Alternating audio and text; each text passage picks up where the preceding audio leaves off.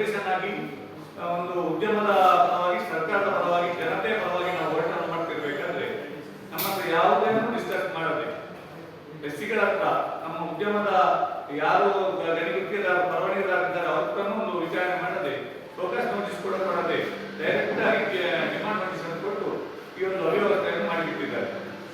ಅದರಿಂದ ಅದರ ಬಗ್ಗೆ ಪರಿಶೀಲಿಸಬೇಕು.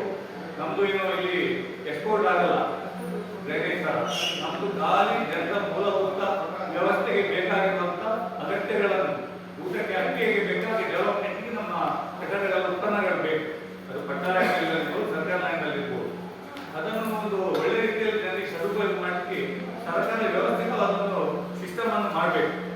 ಇದು ಅದನ್ನು ಬಿಟ್ಟು ನಮ್ಮ ಮೇಲೆ ಮತ್ತೆ ಹೇಳಿಕೆಯನ್ನು ಹಾಕುವಂಥದ್ದು, ನಾವು ಏನು ತಪ್ಪು ಮಾಡಿದೆ ಅಂತ ನಮ್ಗೆ ಅರ್ಥ ಆಗ್ತಾ ಇಲ್ಲ. ಇಂಥ ವ್ಯವಸ್ಥೆಯನ್ನು ಸರ್ಕಾರ ಮಾಡ್ತಾ ಉಂಟು. ಆದ್ರಿಂದ ಈ ಎಲ್ಲ ವಿಚಾರಗಳನ್ನು ನಿಮ್ಮ ಮುಖಾಂತರ ನಾವು ಸರ್ಕಾರದ ಗಮನಕ್ಕೆ ತರ್ತಾ ಇದ್ದೇವೆ. ಸರ್ಕಾರ ಕೂಡಲೇ ಎಚ್ಚೆತ್ತುಕೊಳ್ಬೇಕು.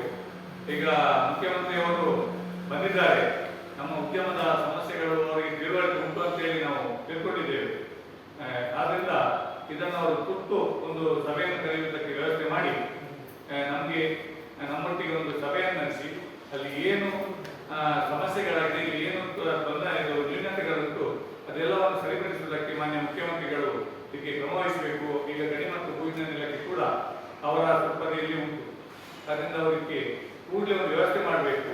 ಏನು ನಮಗೆ ಅನ್ಯಾಯ ಇದೆ, ನಾವು ಪ್ರಾಮಾಣಿಕವಾಗಿ ಇಷ್ಟು ಮಾಡ್ಕೊಂಡು ಬರ್ತಾ ಇದ್ರು, ಇವತ್ತು ಈ ರೀತಿಯಾಗಿ ಏಕಾಏಕಿ ನಮಗೆ ದಂಡ ವಿಧಿಸುವಂಥದ್ದು ನಾವು 2023ರಿಂದ ಹೇಳ್ಕೊಂಡು ಬರ್ತಾ ಇದ್ದೇವೆ. ಇಲ್ಲಿ ಸರಿ ಇಲ್ಲ, ಇದು ನೀವು ಮಾಡ್ತಾ ಇರೋ ವ್ಯವಸ್ಥೆ ಸರಿ ಇಲ್ಲ, ಸರಿ ಮಾಡಿ ಅಂತ. ಅದು ಮಾಡ್ತಾ ಇಲ್ಲ. ಅದರಿಂದ ತುರ್ತಾಗಿದ್ದು ಏನು ಸಮಸ್ಯೆ ಆಗಿದೆ ಅಂತ ಹೇಳಿ ಸರ್ಕಾರ ಇದಕ್ಕೆ ಗಮನ ಹರಿಸಿ ಇದನ್ನು ಒಂದು ತರ್ಕಿಗೆ ಹಂತಕ್ಕೆ ಕೊಂಡೋಗ್ಬೇಕು ಅಂತ ಹೇಳಿ ನಾವು ಸರ್ಕಾರಕ್ಕೆ ಈ ಮೂಲಕ ಒತ್ತಾಯವನ್ನು ಮಾಡ್ತಾ ಇದ್ದೇವೆ. ಮುಖ್ಯ ಲೋಪ ಏನಿದೆ ರಾಜ್ಯದಲ್ಲಿ, ಒಂದು ಡಿಫರೆನ್ಸ್ ಏನಾಗ್ತಿದೆ ಅಂದ್ರೆ ಅಡ್ವಾನ್ಸ್ ರಾಯಲ್ಟಿ ಎಲ್ಲರಿಗೂ ಗೊತ್ತು. ಎಲ್ಲ ಉದ್ಯಮದವ್ರಿಗೂ ಮುಂಚೆನೆ ದುಡ್ಡು ಕೊಡಕ್ಕೆ ಎಲ್ಲರ ಹತ್ರನೂ ಪ್ರಾಬ್ಲಮ್ ಇದೆ.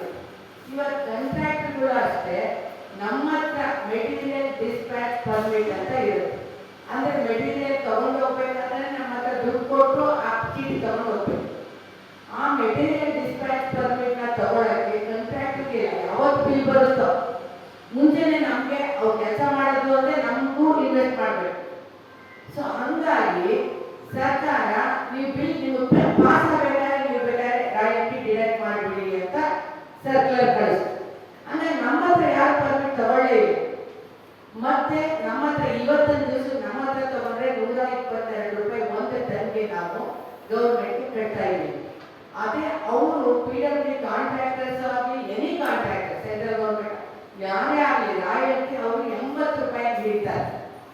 ಬಿಕಾಸ್ ರಾಯಲ್ಟಿ ಇರೋದು 80 ರೂಪಾಯಿ.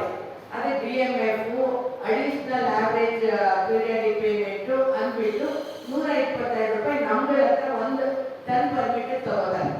ಬಟ್ ಗೌರ್ಮೆಂಟ್ ಎನಿ ಕಾಂಟ್ರಾಕ್ಟ್ ಹತ್ರ 80 ರೂಪಾಯಿಗೆ ರಾಯಲ್ಟಿ ದುಡ್ಡು ಹಿಡಿತಾರೆ. ಸೊ ಅದು ಲಾಸ್ಟ್ ಬಿಲ್ ಪಾಸ್ ಆಗ್ಬೇಕಾದ್ರೆ ಹಿಡಿತಾರೆ. ಹಂಗಾಗಿ ಎಲ್ಲರೂ ಅಲ್ಲಿ ಇಳಿಸ್ಕೊತಾರೆ ಹೊರತು ನಮ್ಮ ಹತ್ರ ಮುಂಚೆನೆ ದುಡ್ಡು ಕೊಟ್ಟು ಪರ್ಮಿಟ್ ತಗೊಂಡು ಯಾಕೆ ಹೋಗ್ತಾರೆ? ಹಂಗಾಗಿ ನಮ್ಮ ಹತ್ರ ಪರ್ಮಿಟ್ ತಗೊಂಡಿಲ್ಲ. ನಮ್ಮ ಹತ್ರ ಪರ್ಮಿಟ್ ಅವೈಲಬಿಲಿಟಿ ಇದ್ರೂ ಯಾವ ಕಾಂಟ್ರಾಕ್ಟರ್ಸ್ ನಮ್ಮ ಹತ್ರ ತಗೊಂಡಿಲ್ಲ. ಹೆಂಗಿದ್ರು ಆ ಪೇಮೆಂಟ್ ಇಟ್ಕೋತಾರಲ್ಲ, ಹಿಡ್ಕೊಳ್ಳಿ ಬಿಡು ಅಂತ ಹಂಗೆ ತಗೊಂಡೋಗೋದು. ಇವಾಗ ನಮ್ಮ ಸರ್ಕಾರ ಈಗ ರೋಡ್ ಮಾಡಿದ್ಮೇಲೆ ಪಿಟ್ ಮೆಜರ್ಮೆಂಟ್ ತಗೊಂಡವ್ರೆ, ನಿಮ್ಮಿಂದ ಇಷ್ಟು ಪ್ರೊಡಕ್ಷನ್ ಆಗಿದೆ ಅಂತ.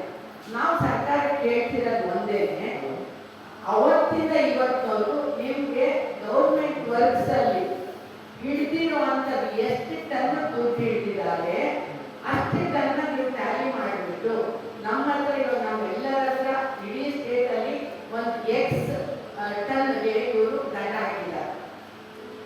ಬಟ್ ರಿಕವರಿ ಮಾಡಿರೋದು ಎಲ್ಲ ಕಾಂಟ್ರಾಕ್ಟರ್ಸ್ ಇಂದಾನು Y ಟನ್ ಅಷ್ಟು ರಿಕವರಿ ಮಾಡಿದ್ದಾರೆ. ಫಸ್ಟ್ ನಮಗೆ ಕ್ಲಾರಿಟಿ ಕೊಡಿ sir, X minus Y ton ಎಷ್ಟು ನಿಮಗೆ ಡಿಫ್ರೆನ್ಸ್ ಬರ್ತಾ ಇದೆ ಅದನ್ನ ಫಸ್ಟ್ ಕ್ಲಾರಿಟಿ ಕೊಡಿ. ಅದಾದ್ಮೇಲೆ ನಾವು ಯಾವ ತರ ಆ ಅಮೌಂಟ್ ಹೆಂಗ್ ಪೇಮೆಂಟ್ ಮಾಡಬೇಕು ನಾವೆಲ್ಲ ಡಿಸ್ಕಸ್ ಮಾಡ್ತೀವಿ. ನಾವೇ ಸರ್ಕಾರ ದುಡ್ಡು ಕಟ್ಟದೇ ಇಲ್ಲ ಅಂತ ವಾದ ಮಾಡ್ತಾನೆ ಇಲ್ಲ. ಬಟ್ ನಾವ್ ಏನಾದ್ರು ಒಂದು ಫಿಗರ್ ಬೇಕಲ್ವಾ ಕೆಟ್ಟದ್ದು ಅಂತ ನಾವು ಕೇಳ್ತಾ ಇದ್ವಿ. ಅವ್ರ ಆಫೀಸರ್ ಜೊತೆ ಮೀಟಿಂಗ್ ಮಾಡ್ತಾವೆ. ನಾವು ಸರ್ಕಾರ ಒಂದೇ ರಿಕ್ವೆಸ್ಟ್ ಏನಂದ್ರೆ ನಮ್ಮನ್ನು ಸೇರಿಸ್ಕೊಂಡು ಆಫೀಸರ್ ಜೊತೆ ಮೀಟಿಂಗ್ ಮಾಡಿದ್ರೆ ನಮ್ಮ ಕಷ್ಟ ಸುಖ ಬಟ್ ಆಫೀಸರ್ ಮೈಂಡ್ ಸೆಟ್ ಅಲ್ಲಿ ಏನಿದೆ ಅನ್ನೋದು ಎರಡೂ ಕ್ಲಾರಿಟಿ ಬರುತ್ತೆ. ಡಿಸ್ಕಷನ್ಗೆ ಡಿಸಿಷನ್ ತಗೊಳಕ್ಕೆ ಸರ್ಕಾರಕ್ಕೆ ಒಂದು ಕ್ಲಾರಿಟಿ ಬರುತ್ತೆ ಅಂತ ನಾವು ಒಂದು ಟೈಮ್ ಕೇಳ್ತಾ ಇದ್ದೀವಿ. ಈಗ ತಮ್ಮ ಸಮಸ್ಯೆಗೆ ಒಟ್ಟಾರೆ ಸಮಸ್ಯೆ ಕ್ಲಿಯರ್ ಆಗ್ತೀವಿ. ಯಾವಾಗ ಈ ತೊಂದರೆಗಳು ಬಂತು ಸರ್ಕಾರದಿಂದ, ನಿಮ್ಮದು ರಾಯಲ್ಟಿ ಹೋಗಿದ್ದ, ನೀವು ರಾಯಲ್ಟಿ ಕಟ್ಟಿಲ್ಲ, ಅಲ್ಲಿ ರಾಯಲ್ಟಿ ಕರೆಕ್ಟ್ ಆಗಿದೆ, ಈ ತೊಂದರೆ ಸಮಸ್ಯೆನ ಪರಿಹರಿಸ್ಕೊಳ್ಬೇಕು ಅಂತ ನಾವು ಈಗಾಗಲೇ ಹೈಕೋರ್ಟಲ್ಲಿ ಕ್ಲಿಯರ್ ಆಗ್ತೀವಿ. ಫಸ್ಟ್ ಸಿಸ್ಟಮ್ನ ನಾವು ಕಟ್ಟುವಂಥ ರಾಯಲ್ಟಿ ಕಟ್ಟುವಂಥ ಸಿಸ್ಟಮ್ನ ಫಸ್ಟ್ ಸರಿ ಮಾಡಬೇಕು. ಮೂಲ ಬಾರಿ ನಾವು ಲೀಸ್ ಸಿಗ್ನೇಚರ್ ಮಾಡಿ ತೊಗೊಬೇಕಾದ್ರೆ ನಾವು ನಮ್ಮಿಂದ ರಾಯಲ್ಟಿ ಕಲೆಕ್ಟ್ ಆಗಬೇಕು ಅಂತ ರೂಲಲ್ಲಿದೆ. ಆ ಸಿಸ್ಟಮ್ನ ಫಸ್ಟ್ ಸರಿ ಮಾಡಬೇಕು ಅಂತ ಈಗ ಆಲ್ರೆಡಿ ಹೈಕೋರ್ಟಲ್ಲಿ PA ಅಡ್ಮಿಟ್ ಆಗಿ ಎಲ್ಲ ಇಲಾಖೆಗೂ ನೋಟಿಸ್ ಕೊಟ್ಟಿದ್ದಾರೆ. ಆ ನೋಟಿಸ್ ಪರವಾಗಿ ಸರ್ಕಾರದ ಕಾರ್ಯದರ್ಶಿಗಳು ಕೂಡ ಪ್ರತಿಯೊಂದು ಇಲಾಖೆಗೆ PRD ಇರ್ಬೋದು, ವರ್ಕ್ ಎಕ್ಸಿಕ್ಯೂಟಿವ್ ಕಮಿಟೀಸ್ ಏನಿದೆ ಎಲ್ಲರಿಗೂ ನೋಟಿಸ್ ಕೊಟ್ಟಿದ್ದಾರೆ. ರಾಯಲ್ಟಿನ ದಯವಿಟ್ಟು ಲಾರಿ ಓನರಿಂದಲೇ ಕಲೆಕ್ಟ್ ಮಾಡ್ಕೋಬೇಕು, ಎಂಡ್ ಪಾಯಿಂಟ್ ಕಲೆಕ್ಟ್ ಮಾಡ್ಕೊಬೇಡಿ. ಈ ಥರ ಬಂದು ಡ್ಯೂಯಲ್ ಪಾಲಿಸಿ ಆಗಿರೋದಕ್ಕೆ ನಮಗೀಗ ಡಿಫ್ರೆನ್ಸ್ ಬರ್ತಾ ಇದೆ. ಈ ಡಿಫ್ರೆನ್ಸ್ನ ಬಗೆಹರಿಸೋದಕ್ಕೋಸ್ಕರ ನಾವು ಮಾಡಿಕೊಂಡು ಬಗೆಹರಿಸಬೇಕು. ಮೊದಲನೇ ಟೈಮ್ OTS ಈಗ ನೋಟಿಸ್ ಕೊಟ್ಟು ಒಂದು 15-20 ದಿವಸ ಆಯಿತು. ಕೋಟಿ ಗಂಟೆ ಬಂದಿದೆ. ಒಬ್ಬರಿಗೆ 5 ಕೋಟಿ, 6 ಕೋಟಿ, 7 ಕೋಟಿ, 8 ಕೋಟಿ ಬಂದಿದೆ. 20 ಕೋಟಿ, 30 ಕೋಟಿಗಳ ಡಿಫ್ರೆನ್ಸ್ ಬಂದಿದೆ. ಇಲ್ಲಿ ನಾವು ಪ್ರತಿ ವರ್ಷ ಆಡಿಟ್ ಮಾಡ್ಕೊಂಡು 20 ಕೋಟಿ, 30 ಕೋಟಿ ಬರೋಕ್ಕೆ ಸಾಧ್ಯ ಇಲ್ಲ. ಯಾಕಂದ್ರೆ ನಾವು ಸಿಸ್ಟಮ್ ನಾವಿದ್ದೀವಿ. ಸಿಸ್ಟಮ್ ಬಿಟ್ಟು ನಾವು ಹೊರಗೋದಿಲ್ಲ. ಸ್ಟೇಟ್ ಒಳಗಡೆ ನಮ್ಮ ಕನ್ಸಂಪ್ಷನ್ ನಾವು ಯೂಸ್ ಮಾಡಿದ್ವಿ. ಔಟ್ ಆಫ್ ಸ್ಟೇಟ್ ಕೂಡ ಹೋಗಿಲ್ಲ. ಬೇರೆ ಯಾವುದೇ ಮೇಜರ್ ಯೂನಿವರ್ಸಿಟಿ ಎಕ್ಸ್ಪೋರ್ಟ್ ಆಗಿದೆ, ಆದ್ರೆ ನಮ್ಮ ಕಟ್ಟಡದಲ್ಲಿ ಯಾವುದೇ ಕಾರಣಕ್ಕೂ ಎಕ್ಸ್ಪೋರ್ಟ್ ಒಂದು ಟನ್ ಕೂಡ ನಾವು ಮಾಡಿಲ್ಲ. ಇಂಟರ್ ಸ್ಟೇಟ್ ಕೂಡ ಸೇಲ್ ಆಗಿಲ್ಲ. ಹಾಗಾಗಿ ಸರ್ ಸಿಸ್ಟಮ್ ಸ್ವಲ್ಪ ಸರಿ ಇಲ್ಲ ಅಂತ ಕೇಳ್ತಾ ಇರೋದು. ಆಗ ಅಧಿಕಾರಿಗಳು ತಪ್ಪು ಮಾಹಿತಿ ಕೊಡ್ತಾ ಬಂದರು. ನಾವು ಹೈಕೋರ್ಟ್ ಮುಖ್ಯ ಅಂತ ನಾವು PL ಹಾಕೋದು, PL ಅಡ್ಮಿಟ್ ಆಗಿದೆ. ಈಗ ಸರ್ಕಾರಕ್ಕೆ ಹೊಸ ಮುಖ್ಯಮಂತ್ರಿಗಳು ಬಂದಿದ್ದಾರೆ. ಅವ್ರಿಗೂ ನಾವು ಸೂಚಿಸ್ತಾರವಾಗಿ ಎಲ್ಲರನ್ನೂ ದಯವಿಟ್ಟು ಸಮಸ್ಯೆಗೆ ನಮಗೂ ಅರಿವಿದೆ. ಈ ಸಮಸ್ಯೆನ ಬಗೆಹರಿಸ್ಬಿಟ್ಟು ಈ ಗೊಂದಲಗಳನ್ನು ಫಸ್ಟ್ ಸರಿಪಡಿಸಿ ನಮಗೂ ನ್ಯಾಯ ಕೊಡಿ. ದಯವಿಟ್ಟು ಪ್ರತಿ ವರ್ಷ ಆಡಿಟ್ ಮಾಡೋರಿಗೆ ಒಂದೇ ಸಲ ಏಕಾಏಕಿ 10 ಕೋಟಿ 20 ಕೋಟಿ ಕಟ್ಟಬೇಕು ಅಂದರೆ ನಮ್ಮ ಮಕ್ಕಳ ಕಾಲಕ್ಕೆ ನಮ್ಮ ಮನೆ ಮಾಡೋದು ಆಗೋದಿಲ್ಲ. ದಯವಿಟ್ಟು ಇದ್ರ ಬಗ್ಗೆ ಪರಿಶೀಲನೆ ಮಾಡಿ ನಮಗೆ ಅರಿವು ಮಾಡಿಕೊಡಿ ಅಂತ ಕೇಳ್ತಾ ಇದ್ದೀವಿ. ಸರ್, ಈಗ